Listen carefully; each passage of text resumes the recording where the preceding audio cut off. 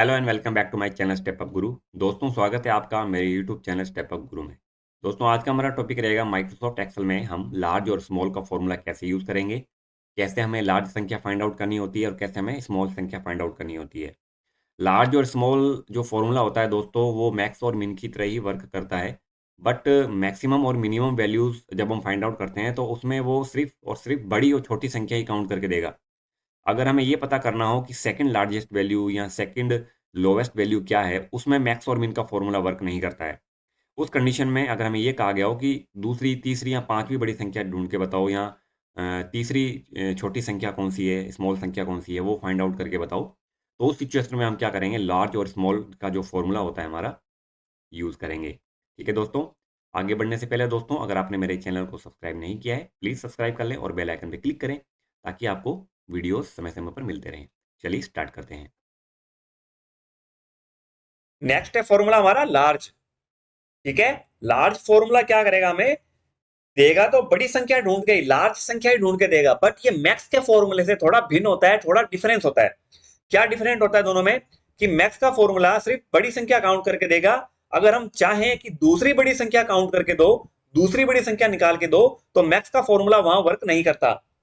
उसके जगह हम क्या करते हैं, लार्ज का फॉर्मूला यूज करते हैं। कि कल को हमें ये कह दिया गया हो कि इस रेंज में से हमें सेकंड हाईएस्ट वैल्यू काउंट करके बताओ, या सेकंड हाईएस्ट वैल्यू हमें ढूंढ के बताओ, तो हम क्या करें, उसके लिए हम लार्ज फॉर्मूला यूज करेंगे। Large formula second highest, third highest, fourth highest, कितनी भी आपको हाईएस्ट चाहिए, ठीक है ना, चौथे नंबर की बड़ी वैल्यू, पांचवें नंबर की बड़ी वैल्यू, पांचवें रैंक की बड़ी वैल्यू, तो आप क्या कर सकते हो, लार्ज का फॉर्मूला लगा के यूज कर सकते हो। ठीक है। तो यहां पे मेरे को मान लो पता करना है कि सेकंड लार्जेस्ट वैल्यू कौन सी है, तो मैं क्या करूंगा, बराबर लार्ज का फॉर्मूला लगाऊंगा। और अरे मांग रहा है अब, यहां से अरे मतलब पूरी की पूरी रेंज, तो मैंने जनवरी की पूरी रेंज दे दी, कोमा लगाया और 2 लिख दिया। 2 मतलब सेकंड लार्जेस्ट वैल्यू, और एंटर प्रेस किया। तो उसने बता दिया कि सेकंड लार्जेस्ट वैल्यू हमारी 828 है। ठीक है। यहीं पे अगर मैं यहाँ पे 1 कर दूं, तो ये फर्स्ट लार्जेस्ट वैल्यू बता देगा जो 940 है। ऐसे ही अगर मैं कहूं कि फिफ्थ लार्जेस्ट वैल्यू कौन सी है, तो यहाँ 5 लिख दूंगा मैं, और एंटर प्रेस करूंगा, तो 812 हमारी फिफ्थ लार्जेस्ट वैल्यू है। ठीक है दोस्तों। तो ये हो गया हमारा लार्ज का फॉर्मूला, जो बहुत ही इंपॉर्टेंट है, बहुत अच्छा फॉर्मूला है ये। ठीक है, समझ में आ गया होगा, उम्मीद करता हूं आपको।